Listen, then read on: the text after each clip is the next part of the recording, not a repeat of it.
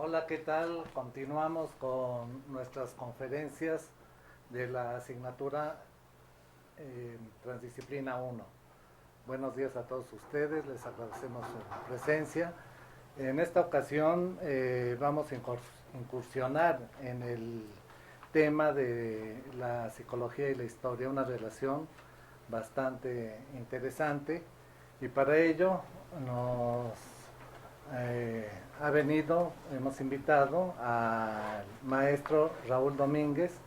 Él viene del Instituto de Estudios sobre la Universidad y la Educación, el ISUE.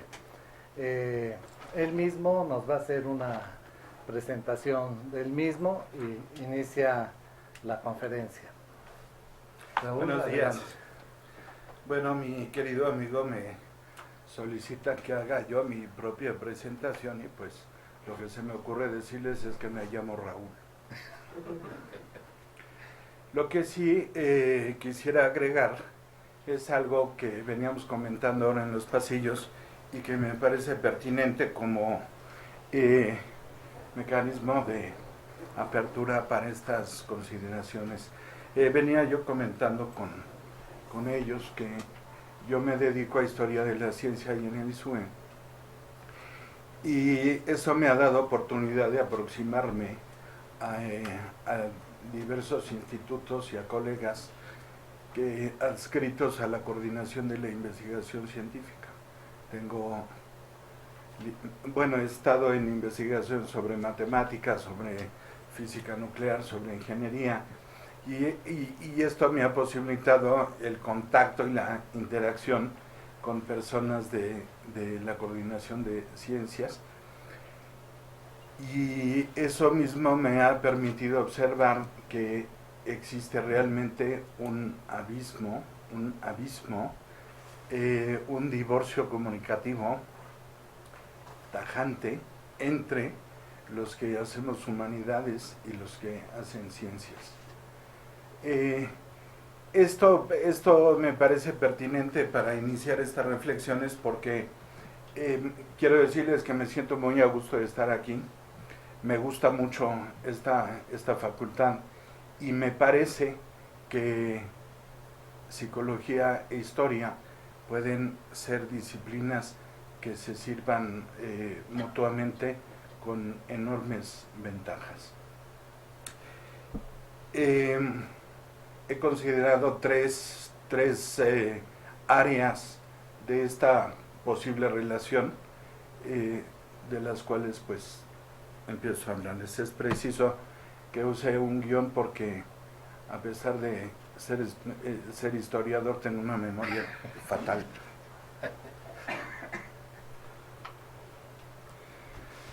Divididas por la definición de sus respectivos objetos de estudio, por sus perspectivas teóricas y por sus herramientas metodológicas y hasta por sus propios vocabularios especializados, la psicología y la historia han marcado, o mejor dicho, remarcado, sus deslindes solo hasta tiempos más o menos recientes, a partir de que el racionalismo de la cultura burguesa, y más en concreto, a partir de que se configuraron campos de estudio especializados en el contexto intelectual de la Ilustración, cuando se establecieron los parámetros, directrices y paradigmas de esa forma de asumir la realidad, de esa Weltanschauung de la cual somos herederos, y que en más de un sentido sigue determinando nuestras formas de entendimiento y explicación de los fenómenos humanos,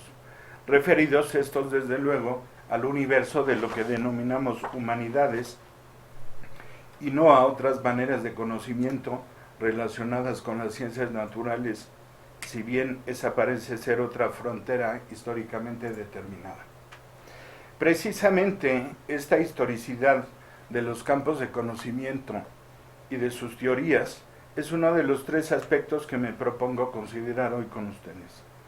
Bien sabido y bien aceptado es el hecho de que las diversas disciplinas que hoy conforman el abanico de las humanidades cuentan con su propia historia, reconociendo en todo caso a la filosofía como la gran matriz disciplinaria, lo cual resulta obvio por tratarse de la disciplina encargada de la reflexión por antonomasia. Es evidente que en el ejercicio que nos legaron pensadores como Platón y Aristóteles se encuentran antecedentes claros de lo que mucho más tarde configuraría el campo de la psicología, cuestionándose, por ejemplo, acerca de las ideas innatas y de la dinámica de los pensamientos. No cabe duda de que uno de los indiscutibles méritos de estos pensadores fue el haber problematizado sobre cuestiones que se han mantenido en debate durante siglos. Pero también resulta claro que no se puede hablar del nacimiento de una disciplina, sino hasta que ella se formula y se propone como objeto de estudio específico, deslindándose de otros objetos de estudio. En este sentido, y sin desconocer los antecedentes, se pueden ubicar las primeras obras de psicología en el ambiente de la racionalidad burguesa de la Europa del siglo XVIII. Ahí está la obra pionera de Adam Smith, que es mucho más conocido en la historia del pensamiento por su riqueza de las naciones, pero que es igualmente importante por su teoría de los sentimientos morales, aparecida en 1759, en donde se esbozó un antecedente del concepto del superyo freudiano con la tesis del espectador imparcial. La aparición de nuevos y variados campos de estudio fue una de las consecuencias del enfrentamiento entre antiguo régimen y nuevo régimen. Este punto es un punto en el que yo trato de poner énfasis con mis alumnos, porque me parece que la historia bien entendida, más que una especie de teleología o de una construcción sistemática y progresiva, es en realidad un escenario en donde se ubica por una parte la lucha por el poder, por otra parte la resistencia al poder consagrado, y en este sentido los pasos, los cambios, la dinámica, la dialéctica histórica es una dialéctica histórica que supone que se construye a partir de la negación del antecedente. Esto es importante porque el paso del feudalismo al capitalismo, el paso del antiguo régimen al nuevo régimen, no puede ser entendido o no debe ser entendido desde un punto de vista histórico como un proceso de superación en un sentido escatológico, sino más bien como un proceso de negación de las condiciones en las cuales se ejercía y prevalecía el poder en la Edad Media, y cómo se va abriendo paso una nueva alternativa de poder. Esto obviamente ocurre por razones de conveniencia económica y política. Así, en este proceso de cambio, la fe se traslada del ámbito de lo divino al ámbito de lo humano, apoyado este proceso en las creaciones intelectuales de autores como Descartes, pionero de la filosofía moderna y creador de la noción de sujeto, o Locke, construyendo una verdad que con base en la experiencia rompía categóricamente con las verdades inmanentes, accesibles al sujeto únicamente por obra de la revelación divina. Es la era del pensamiento secular y por ende de un pensamiento humanista, racional e innovador que tiene como protagonista al sujeto, categoría fundamental del proyecto burgués. Yo les ejemplifico porque siempre trato de poner una nota humorística en mis cátedras, para ejemplificarles esto a mis alumnos. Les hablo de la diferencia entre las pinturas entre las pinturas medievales y las pinturas y las obras renacentistas. Las unas están Fray Angélico, por ejemplo, ¿no? Están marcadas por una devoción extrema. Se dice que Fray Angélico pintaba de rodillas a las vírgenes cuando era el caso, y en contraposición en el Renacimiento aparece todo el mundo encuerado. O sea, hay un desplazamiento, un desplazamiento de una Weltanschauung que tiene como eje la trascendencia divina, hacia una Weltanschauung que tiene como eje el humanismo, y que es un proceso que se explica en términos de la racionalidad burguesa, la cual a su vez se explica por el abanico de conveniencias y de intereses particulares que hay en materia económica y política. Resulta evidente, entonces, que la consideración a la historicidad de los campos de estudio y de las teorías que les son relativas es indispensable para explicar y comprender su génesis y otras variables correlativas. La aparición y el desarrollo de campos de estudio y de disciplinas como la psicología tiene su cabal explicación si se atiende a las magnitudes de tiempo y espacio que son típicas del estudio histórico. La emergencia de esas formas del pensamiento se ubican en contextos específicos. Pero parece ser que la dimensión histórica de los campos de conocimiento, de las teorías, de las disciplinas, etc., no se agota en la génesis de los mismos. Una tradición de corte positivista, óptica que goza todavía de vigencia considerable, sugiere que una vez que fueron definidas las fronteras de un determinado campo de conocimiento y una vez que se han desarrollado las herramientas teóricas y conceptuales que garantizan un determinado nivel de maduración, llámese consenso entre las comunidades de especialistas, el desarrollo de una ciencia particular se adentra en una especie de escatología en donde, por virtud de su propio método, va adquiriendo dimensiones metahistóricas. Es decir, que las garantías de validez de su propio constructo científico van tomando distancia de su contexto de origen y de su contexto de operación. En este sentido, y sin ánimo de profundizar en asuntos que rebasan los alcances y posibilidades de esta presentación, habría que mencionar una serie ya no tan novedosa de explicaciones del acontecer científico en los que se ha procurado dimensionar el referente histórico.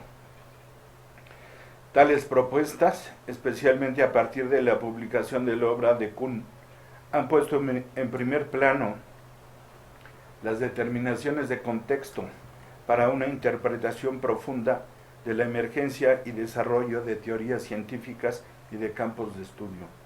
En todo caso, el problema de las teorías inconmensurables invita sin duda a reconsiderar las articulaciones entre una ciencia o disciplina, en este caso la psicología, y su respectivo contexto histórico. Otra de las maneras en la que nuestras dos disciplinas se relacionan es la relativa a las cuestiones de común competencia, particularmente a lo que en historia se enmarca en las divisiones de historia de las mentalidades e historia de la cultura. Los vínculos y aproximaciones parecen obvios, dado que en los dos casos están implicados fenómenos de importancia para la psicología. Las construcciones del imaginario colectivo, por ejemplo, se dimensionan cabalmente en la reconstrucción histórica, así como muchas de las nociones que intervienen con claridad en la actividad que concierne a la psicología. Incluso estados de ánimo como el que preconizó Leibniz acerca del optimismo de cara a la modernidad o el desencanto alimentado en la actualidad por el neoliberalismo. Categorías morales, éticas, valores, axiologías han pasado por el matiz de la historia y por sus respectivos contextos. Conceptos como los de progreso, libertad, etc., se definen solo en contextos específicos y se expresan en modalidades prácticas también específicas. ¿Cómo entender el errático idealismo de Don Quijote sin tomar en cuenta las ideologías dominantes durante el feudalismo? Y en contrapartida, ¿cómo entender el pragmatismo que caracteriza al hombre contemporáneo sin atender a los postulados ideológicos e históricamente determinados del capitalismo occidental?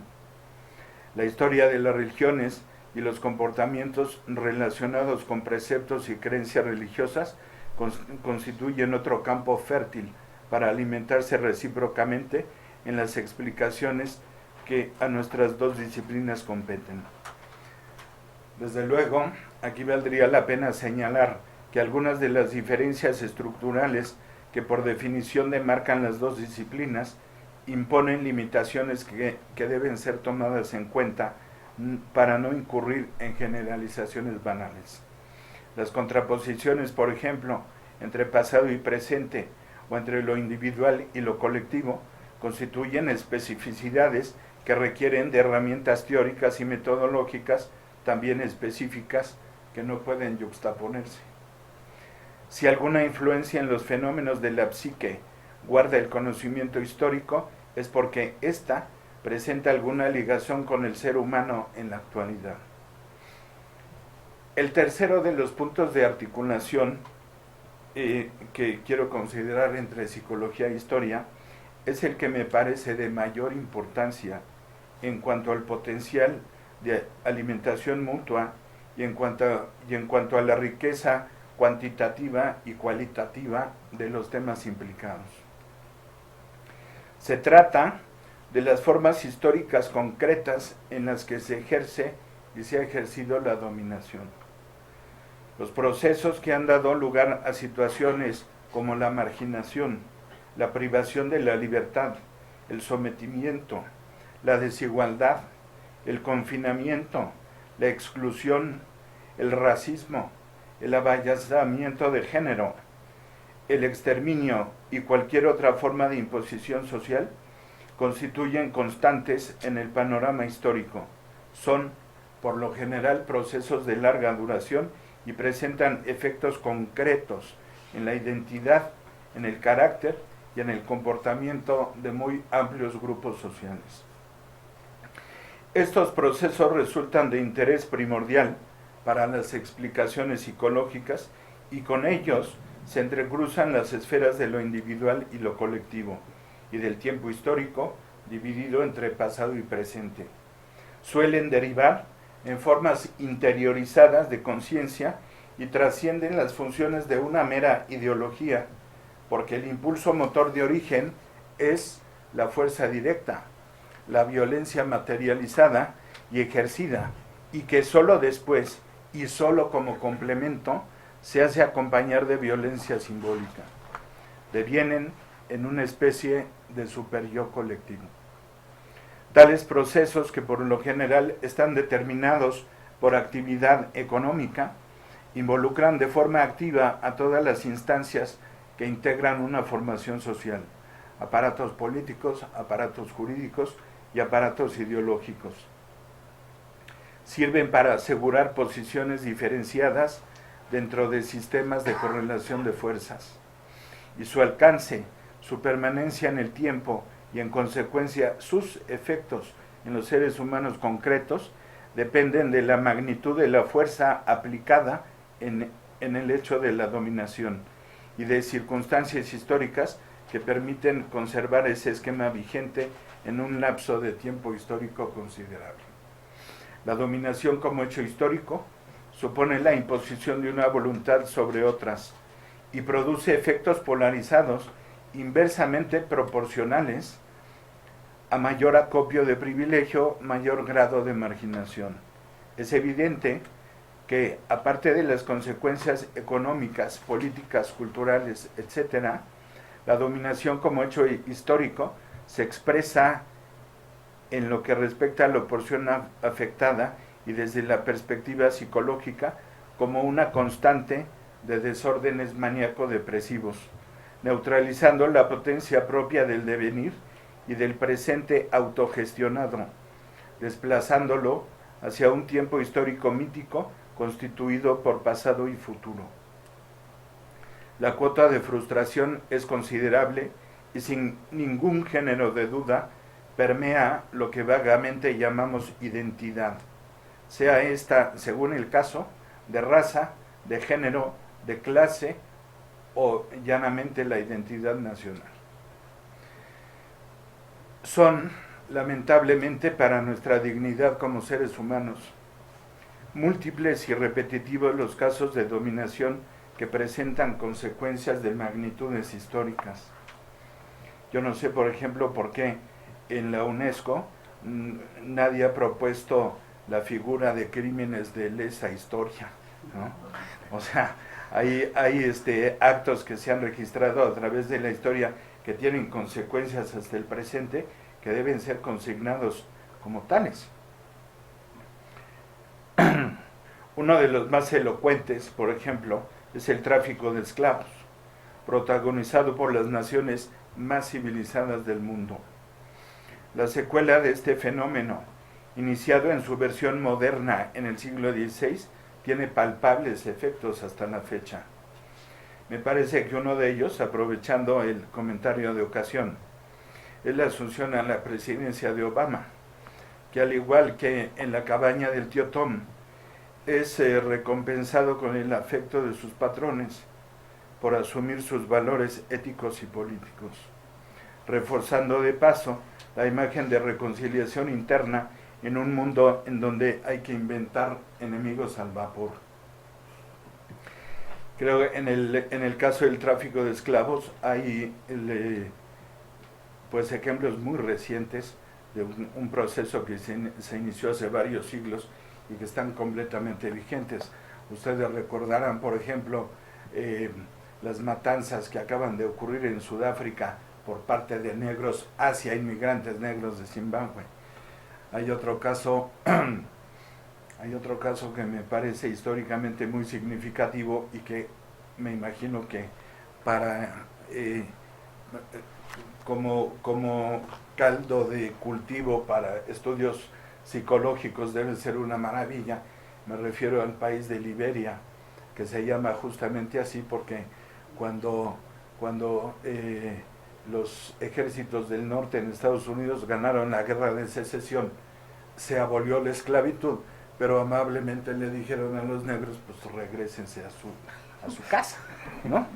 Y entonces la casa, como eran en realidad muchas casas, pues eligieron un lugar en África, los ubicaron ahí, y ese lugar se llama Liberia, porque era un lugar para esclavos liberados.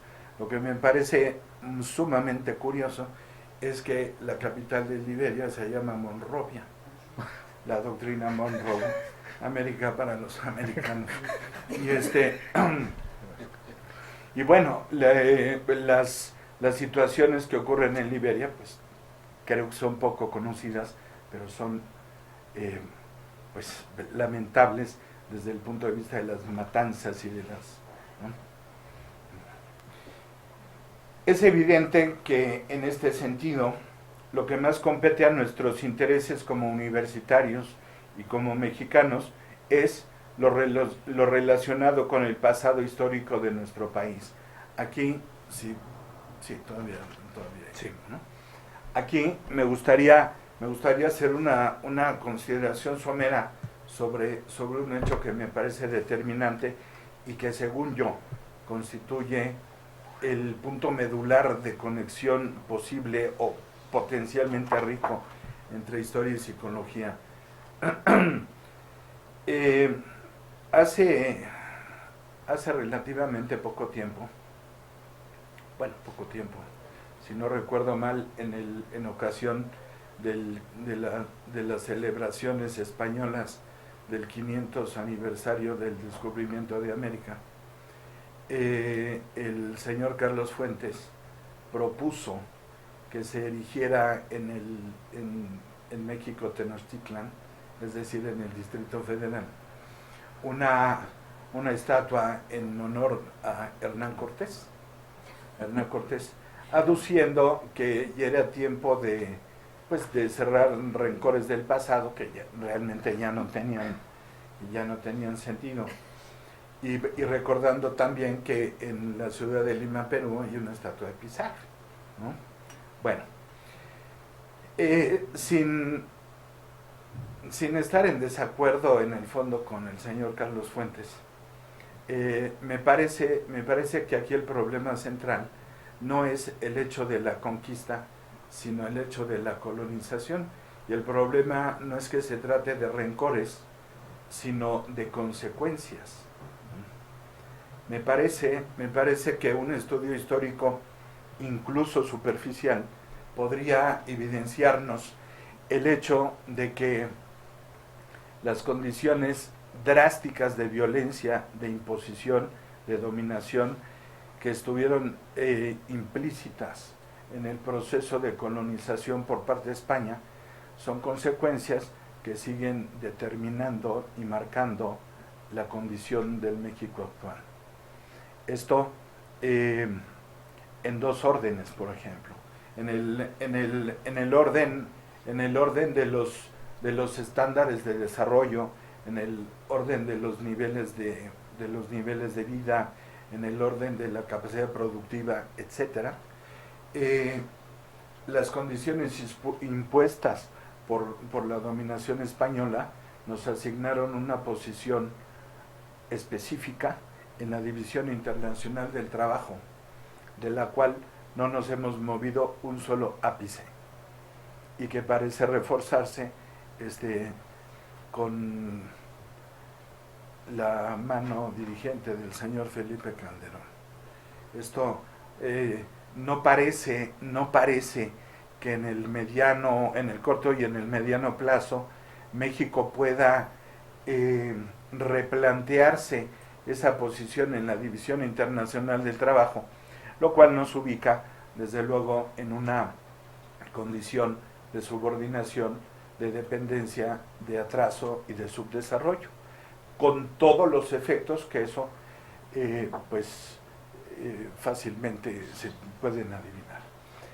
En el orden interno, sin embargo, que es en el orden en donde me parece que la secuela de la conquista y la colonización ha tenido los efectos más devastadores. En el orden interno, nosotros tenemos a una sociedad que sin mucha dificultad puede caracterizarse como una sociedad profundamente polarizada, profundamente heterogénea en un sentido negativo, estratificada, racista, acomplejada en el sentido de que tenemos interiorizada la noción de la autoridad a grados a veces inverosímiles, como por ejemplo ir sentados adentro de un pecero y ese señor ir poniendo en peligro la vida de la gente que está afuera y dentro de la unidad, y nadie le dice nada porque él es la autoridad constituida. O sea, tenemos una noción de autoridad los mexicanos que sin ningún género de duda tiene explicación en orígenes históricos, sin ninguna duda, obedecer. Una de las señales por antonomasia, por excelencia de la buena educación es esa voz de los siervos que dice mande, ¿no? Los mexicanos estamos educados para la obediencia. Y bueno, creo que así se pueden problematizar una serie de factores que tienen que ver con eso que vagamente llamamos la identidad nacional, que exigen de una consideración histórica para una explicación completa, ¿no? La forma en que fueron separadas las comunidades indígenas del resto del desarrollo mestizo y criollo durante los 3 siglos de colonización se ha mantenido absolutamente intacta en el siglo XIX, en el siglo XX, y se perfila para el siglo XXI intacta. eh, la jerarquización social es algo que se conserva absolutamente intacto. El concepto de origen medieval de una sociedad corporativa, de comunidades en vez de individuos, que es lo que uno de los elementos que marca claramente la ruptura entre el régimen burgués y el antiguo régimen, es la aparición del concepto de individuo, que es un concepto y una práctica sumamente diluida en el contexto mexicano, ¿no? Y esto está asociado a situaciones que se derivan del ejercicio de la individualidad, como la indagación científica, la creación tecnológica. Lo que México tiene que hacer para producir ciencia, tecnología y cultura propias es a base de esfuerzos extraordinarios, y no emerge de un ambiente natural, porque el ambiente natural está tan estratificado y hay relaciones de poder tan avasalladoras y hay condiciones de marginación tales que no se puede dar como se da espontáneamente en otras circunstancias en el mundo. Y en fin, creo que todas estas consideraciones sugieren un material riquísimo de posibilidad y conveniencia para aproximar nuestras disciplinas, y no solo psicología e historia, sino por supuesto economía, derecho, antropología, etcétera, ¿no? Creo que si es verdad que el asunto de las disciplinas, de la emergencia de disciplinas, que es la forma en la que está estructurada esta universidad, con estancos disciplinarios que no se comunican uno con otro, ¿no? Ahora pareciera ser que nuestra posibilidad de superar esas explicaciones fragmentadas de la realidad que tenemos aquí en la propia UNAM, pues es sobre la base de establecer vínculos y conexiones interdisciplinarias, porque en el proceso de especialización que han seguido las disciplinas, se ha llegado a un grado de especialización tal que parece imposible contemplar fenómenos complejos y amplios, de tal manera que, sin hacer de lado la superespecialización, que es algo que también parece necesario, la alternativa sería justamente encontrar las posibilidades, las estrategias de un trabajo común de tipo interdisciplinario. Esto desde luego supone un esfuerzo complicado. Me parece, entre otras cosas, que sería necesario hacer diccionarios para traducir los vocabularios especializados, ¿no? Y entendernos, saber qué nos estamos refiriendo con cada especialista.